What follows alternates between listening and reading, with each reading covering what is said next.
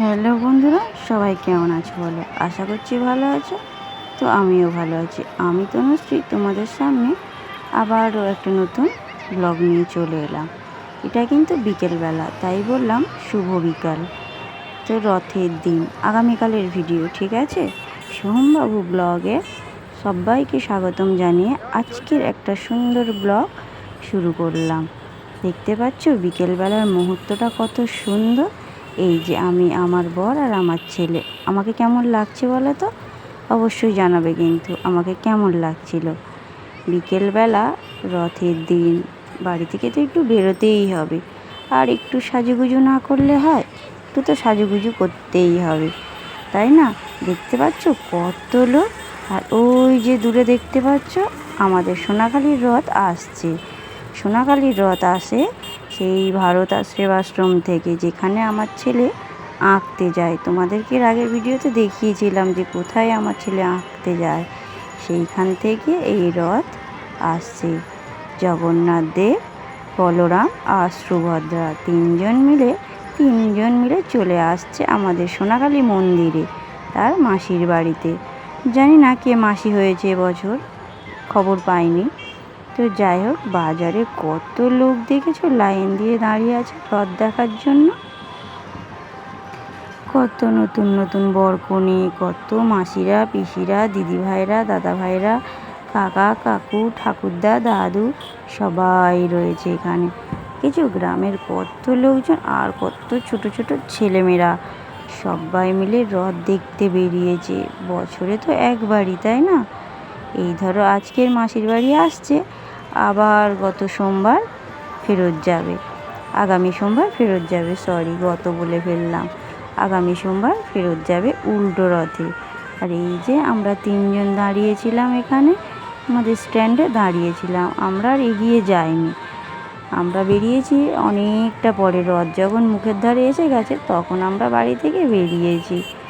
আর অনেকে ওই দূর থেকে রথ টেনে টেনে নিয়ে আসছে। প্রচুর লোক হয়েছিল আমাদের এই মন্দিরে, না প্রচুর ভিড় হয়েছিল।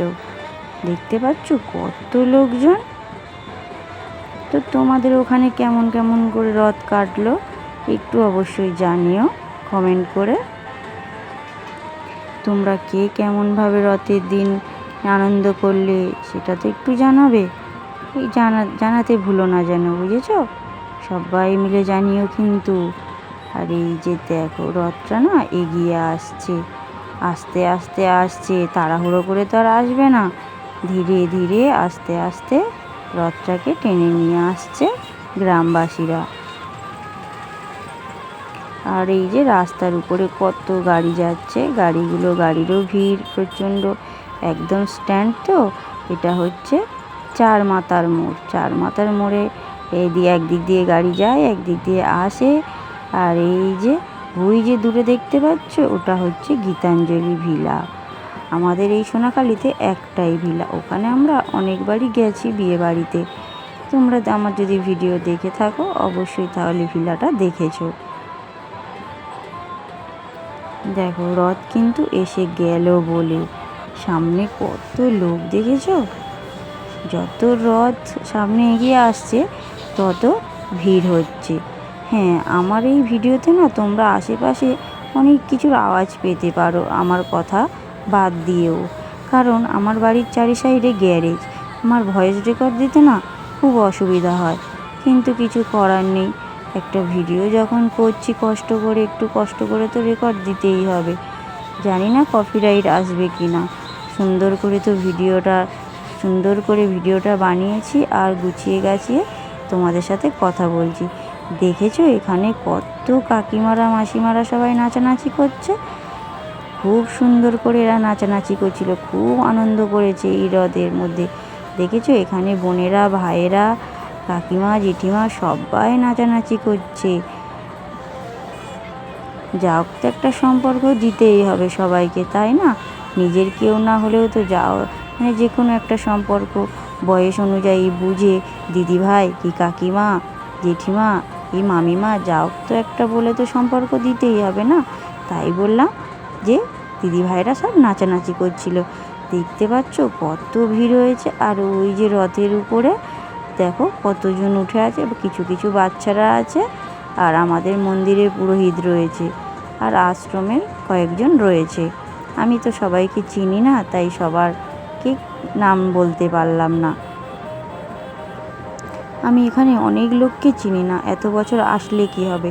আমি এখানে এসেছি প্রায় 10 বছরে পড়ে গেছে, কিন্তু আমি সবাইকে চিনি না বা সব দোকানও চিনি না। বাজারঘাটে গেলে কি হবে, বাজার করি, লোকের মুখ চেনা, কিন্তু নাম বলতে পারবো না। আর এই যে এখানে আমার বর দেখাচ্ছিল, এই টিচারটা নাকি ও যখন প্রাইমারি স্কুলে পড়তো ওই স্কুলের হেড স্যার ছিল, সেটা ও আমাকে দেখাচ্ছিল। তো আমি একটু দেখে নিলাম। এই যে দেখো কত লোকজন দেখেছো, সবাই কি সুন্দর করে সাজু গুজু করে এসেছে। দেখো সব দিদিভাইরা বোনেরা কি সুন্দর করে সব সাজুগুজু করেছে, সবাইকে বেশ লাগছিল। আর এই যে এখানে আমাদের পুলিশ আন্টিরা, এখানে তো গার্ড তো থাকতেই হবে, না হলে ঝামেলা কখন কি হবে বলা যায় না। অনুষ্ঠান মানেই একটা ঝামেলা, ঝামেলাটা তো আগেই হবে, কিছু হোক আর না হোক। একটু মানে খুঁত পেলেই বা একটু সূত্র পেলেই ঝামেলা শুরু হয়ে যাবে, কোনো কথা হবে না। তাই তার জন্য এই যে পুলিশ আন্টিরা আঙ্কেলরা সবাই গার্ডে রয়েছে, অনেকগুলোই পুলিশ ছিল। এই যে ধীরে ধীরে আমাদের রথ চলে এসেছে, দেখেছো কত সুন্দর লাগছে রথটা।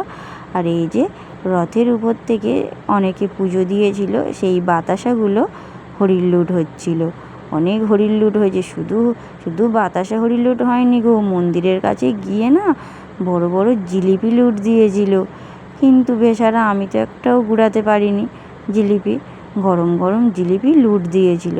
আর এই যে রাস্তা দিয়ে যেতে যেতে শুধু বাতাসা হরির লুট হয়েছিল। আর এই যে দেখো সবাই সবার মতো বাতাসা দিচ্ছে জগন্নাথের চরণে, সেই বাতাসা হরির লুট হয়ে যাচ্ছে। আর এই যে কিছু বাচ্চারা রথে চড়ে জগন্নাথ দেবের সঙ্গে যাচ্ছে মন্দিরে। আর পিছনে ছিল একটা ভ্যানের মধ্যে জেনারেটর আর বক্সে গান চলছিল। গানটা তো আর আমরা দিতে পারবো না, কারণ একটা ভয় তো রয়েছে না, কপিরাইট পড়বে। তো সুন্দর করে কষ্ট করে ভিডিও করে, আর যদি কপিরাইট পড়ে কতটা কষ্ট হয় বলো তো। তো আমাদের রথ এগিয়ে গেছে, আর আমার ছেলে এখানে বায়না করছিল খিদে পেয়েছে। কী খিদে পেয়েছে না, আইসক্রিম খিদে পেয়েছে। কী আইসক্রিম কিনবে ভেবে পাচ্ছিল না ও, মানে আইসক্রিমের ফ্রিজে যেগুলো আছে সেগুলো দেখবে না, যেখানে যে ছবিগুলো বোর্ডটা দেওয়া রয়েছে ও বোর্ড দেখে পছন্দ করবে কোন আইসক্রিম। তাই দোকানদার বলছিল তুই এখান থেকে পছন্দ কর, ও ছবি দেখে লাভ নেই, ছবিতে সব কিছু এখানে নেই। তারপরে ও নিয়েছে একটা ম্যাঙ্গো, আর আমরা নিয়েছি আমুলের বাটি আইসক্রিম, আমি আর আমার বর। ও নিয়েছে একটা ম্যাঙ্গো আইসক্রিম। তো এই যে এবার এখানে বিল টাকা দেবে বলে দাঁড়িয়ে রয়েছে আমার বর, 3টে আইসক্রিমের টাকা দিয়ে দিল। এই দোকানটা থেকে আমরা প্রায় সময় আইসক্রিম খাই, এই দোকানটা সব সময় থাকে, আর আইসক্রিমটা সব সময় থাকে। শীতের সময় হাফ দিন পাওয়া যায়, হাফ দিন পাওয়া যায় না, কিন্তু সব সময় থাকে। আর এটা হচ্ছে আমুলের আইসক্রিম, যেটা খেতে খুব টেস্টি। তো এই যে আম খুলে নিয়ে আমের ঢাকা চাটতে শুরু করে দিয়েছে আমার ছেলে। আর এই যে আমি আইসক্রিম নিয়েছি, ও আমারটা থেকে এসে কাড়ামাড়ি করছে, এটা একটু খেয়ে দেবো, কিন্তু আমি তো দেবো না, আমি কেন দেবো ওকে। আর এই যে আইসক্রিমের উপরে না বরফ পড়ে গেছিলো, সেই বরফগুলো আমি একটু ফেলে দিয়েছিলাম। একটু ভিতরের দিকে যাব বলে আমি ঘুরতে বেরিয়েছি, একটু ঘুরতে যাব বলে ছেলেটা যাবে না, ও এখন আইসক্রিম খাবে তারপর যাবে। তাই আমার একটু রাগ হচ্ছিল, কিছু করার নেই, এদের সাথে তো খেতেই হবে আইসক্রিম, না খেলে আবার বড় রাগ করবে। তা আমি এই যে সুন্দরভাবে আইসক্রিমটা খাওয়া চলছিল। তো আইসক্রিম খেতে খেতে আমরাও এই যে জগন্নাথ দেবের রথের পিছন পিছন একটু হেঁটে চললাম। যাব বলেছিলাম বাসন্তী পাহাড়ে, তো বর বলছে এখানে একটু ঘুরে আসি তারপরে যাব। তা চলো যাওয়া যাক। আবার বরের কথা না শুনলে বরের আবার রাগ হবে, রাগিয়ে দিলে আর একদম নিয়ে যাবে না, তখন বাড়িতে নিয়ে গিয়ে ফেলে রাখবে। তো যাই হোক, রাগিয়ে দিয়ে তো আর লাভ নেই, ঘোরা হচ্ছে, মন্দিরটাই আগে ঘুরে নিই, তারপরে না হয় সময় থাকলে যাব বাসন্তী পাহাড়ে ওপারের রথ দেখতে। যে এই যে দেখো মন্দিরে দেখেছো আরও লোক, রাস্তায় যতটা না লোক ছিল মন্দিরে আরও বেশি লোক। আর এদিকে সন্ধ্যা হয়ে গেছিলো তো, তাই এরকম অন্ধকার অন্ধকার লাগছে, প্রচণ্ড ভিড় হয়েছিল ভিতরে যেন মেলার থেকেও বেশি ভিড়। দেখতে পাচ্ছি অনেক দূর দূর থেকে লোক এসেছিল আমাদের সোনাখালী মন্দিরে রথ দেখতে। আর রথের মেলায় তো কি খাওয়া যায় বলো তো? রথের মেলাতে পাঁপড় ভাজা, গরম গরম জিলিপি না হলে হয়? কিন্তু আমার কপাল খারাপ, আমাদেরকে খাওয়ায়নি গো আমার বর। জিলিপিও খাওয়ায়নি, পাঁপড় ভাজাও খাওয়ায়নি। কি করে খাওয়াবে? মন্দিরে অত সুন্দর প্রসাদ দিচ্ছিল, অত সুন্দর ভোগ দিচ্ছিল, তো সেগুলো ছেড়ে আর ওই খাওয়া যায়? ও যখন মন হবে তখন খাওয়া যাবে। তো আমরা মন্দিরের ভোগ খেয়েছিলাম। আর এই যে দেখো মন্দিরের ভিতরে কত লোক। এই যে এই সাইডটা হচ্ছে আমাদের দুর্গা মন্দির, এখানে কিন্তু দুর্গা ঠাকুর ওঠে। এই যে একটা বড় মন্দিরের ভিতরে আমাদের সব রকম ঠাকুর আছে। এই যে এটা দুর্গা মন্দির, মাঝে আছে রাধা গোবিন্দ, আর ওই সাইডে রয়েছে মা কালী আর বড় ঠাকুর, বাবা বড় ঠাকুর। আর এখানে মামি শাশুড়ি আর ননদের সঙ্গে দেখা হয়েছিল, তো ওদের সাথে আমি একটু কথা বলছিলাম দাঁড়িয়ে। আর এই যে এদিকটা থেকে এই যে এখানে জিলিপি লুট দিচ্ছিল, বড় বড় জিলিপি। একটা বড় জিলিপি আমার গায়ে পড়েছিল, তো আমি সেটা ঘোরাতে পারিনি, অন্য একজন নিয়ে নিয়েছে।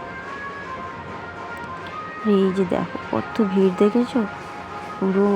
পুরো সামনেটা, এটা কিন্তু এখানে ফল বাজার আর অটো স্ট্যান্ড, অটো থাকে, তো সবাই চলে গেছে, প্রচণ্ড ভিড় হয়েছে। আর মন্দিরের ভিতরে দেখেছো লোক কত আনন্দ করছে, সব বউরা মেয়েরা একদিকে নাচছিল আর একদিকে ছেলেরা নাচছিল, যে সবাই সবার মতো নাচ করছে। দেখেছো তো সুন্দর করে নাচ করছে। দেখো দেখতে থাকো নাচটা শুধু। আমাদের এই মন্দিরে কোনো অনুষ্ঠান হলে না সব মেয়ে বউরা খুব আনন্দ করে, খুব মজা করে। এই যে আমার ছেলে আনন্দ কী জিনিস এখনও বোঝে না, যে আনন্দ কী জিনিস। কত বাচ্চারা নাচছে কিন্তু ওর কোনো ইচ্ছা নেই, ও বোকার মতো চুপ করে দাঁড়িয়ে থাকে। তো ওর বাবা একটু রেগে যাচ্ছিল যে আনন্দ কী জিনিস তুই বুঝবি না, তুই জানবি না। এই যে দেখো আমার বর ক্যামেরা করছিল, ওই যে ওর ছবি তুলবে বলে একটু দাঁড়াতে বলছিল, তা ও সে ভালো করে দাঁড়াতেও পারে না, কি বলবো বলো। এই যে একটু রাগ হয়ে গেছে, যে মুখটা ভালো গেছে, যে এত বাচ্চা কাচ্চা আনন্দ করছে, একটু নাচছে, তা তুই এত বোকার মতো দাঁড়িয়ে থাকবি। দেখো বাইরে বেরোলে আমার ছেলে সত্যি বোকা, বাড়ি থাকলে তর্ক করে, ঝগড়া করে, কিন্তু বাইরে বেরোলে একদম বোকা। এই যে দেখছো বাইরের পজিশনে কত লোক। আমি না মন্দিরের ভিতরে ঢুকিনি, আমি বাইরে দাঁড়িয়েছিলাম, আর আমার বর আর ছেলে ঢুকেছিল মন্দিরের ভিতরে। দেখো কত লোক নাচ গান করছে।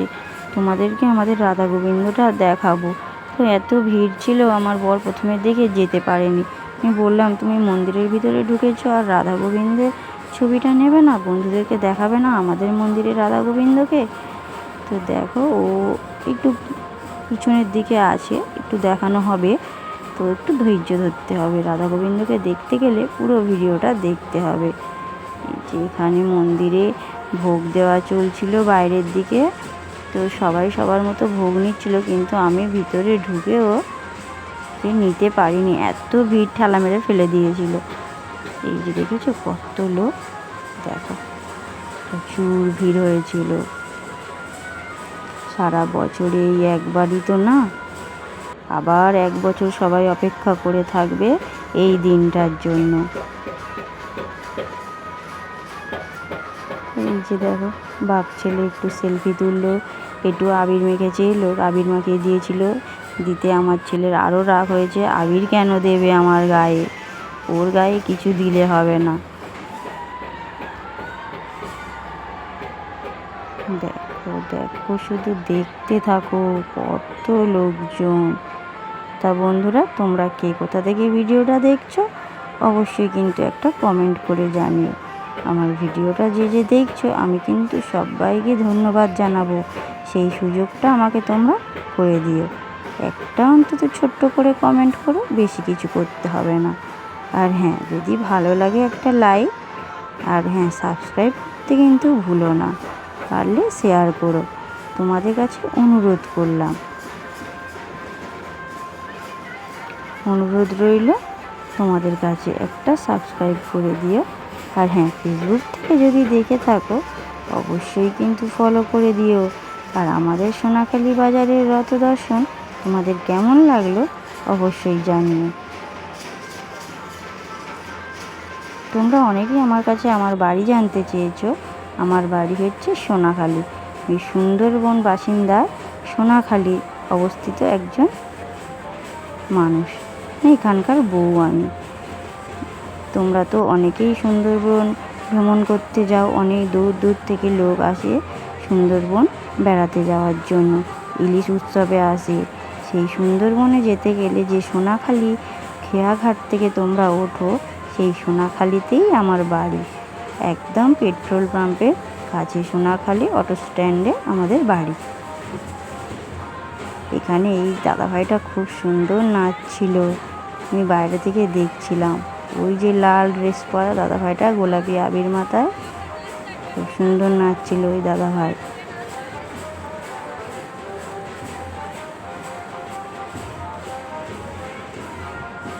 এই যে কাকু দাদাভাই দাদুদের সব নাচ চলছিল। এদিকে মেয়েদের নাচ কিন্তু বন্ধ হয়নি, মেয়েদের নাচ একভাবে চলছিল।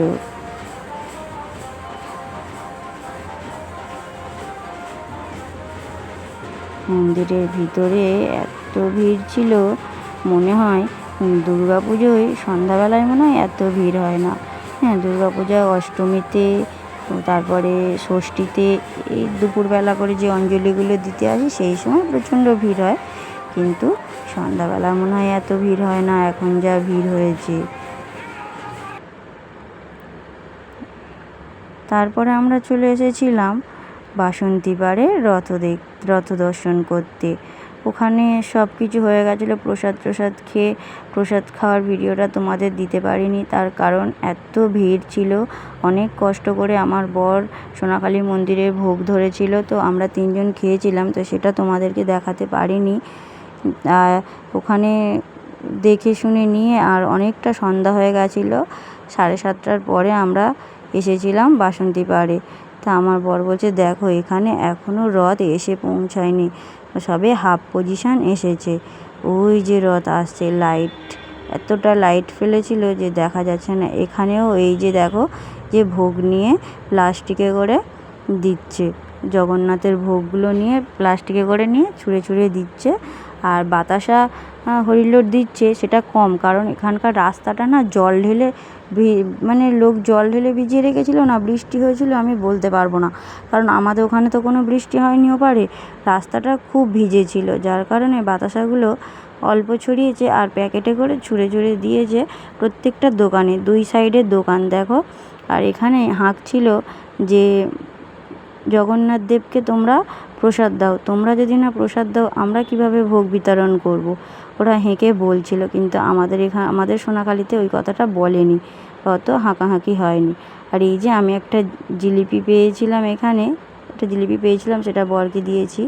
আর আমার ছেলে যে একটা খেলনা কিনেছিল, সেই ঘুরিয়ে মেলায় সেই খেলনা, সেটা নিয়ে ও ব্যস্ত ছিল। আর এই যে দেখো এখানেও মোটামুটি ভিড় হয়েছিল, তবে আমাদের সোনাখালির মতো অত ভিড় এখানে হয়নি। এখানে জগন্নাথ দেবগুলো দেখো, সুন্দর, সবই সুন্দর, দেবতা সব সুন্দর, শুধু যে যেমন পারে সে তেমনভাবে সাজায়। আমাদের সোনাখালির থেকে এখানে একটু ভিড়টা কম ছিল। এই যে রথ টেনে নিয়ে আসছে, এখানে প্রচুর মানে খুব মাইকে প্রচার করছিল মাসির নাম, মেসোর নাম, জগন্নাথ দেবের ভোগ বিতরণ হবে মাসির বাড়ি, সবাইকে যাওয়ার জন্য আমন্ত্রণ করছিল। এই যে দেখো এসব কীরকম শুধু টেনে নিয়ে আসছে, সব এক সাইড হয়ে গেছে, দেখেছো রথটা কী জোরে টেনে নিয়ে আসছে। আর এই যে লাইটগুলো মেরেছে, হ্যালোজিন লাইট, অনেকটা সন্ধ্যা হয়ে গেছিলো তো, যার জন্য লাইটের কারণে বেশি ভালো করে দেখা যায়নি, প্রচণ্ড লাইট ছিল। তো এই যে রথ চলে এসছে, আমরা এবার না বাড়ির দিকে রওনা দেব, তার কারণ অনেকটা সন্ধ্যা হয়ে গেছে তো, আর এখনও অনেকটা যেতে হবে, অতক্ষণ অপেক্ষা করলে আমরা বেরোতে পারবো না এখান থেকে, কারণ এরপর রথ যত সামনে চলে যাবে তত বাইক নিয়ে বেরোনো মুশকিল হয়ে যাবে, কারণ জগন্নাথ দেবকে তো তার মাসি লাবাবে, লোককে ভোগ বিতরণ করবে অনেক রকম সময় লেগে যাবে। তার কারণে বর বলল কি না চলো আমরা বেরিয়ে যাই।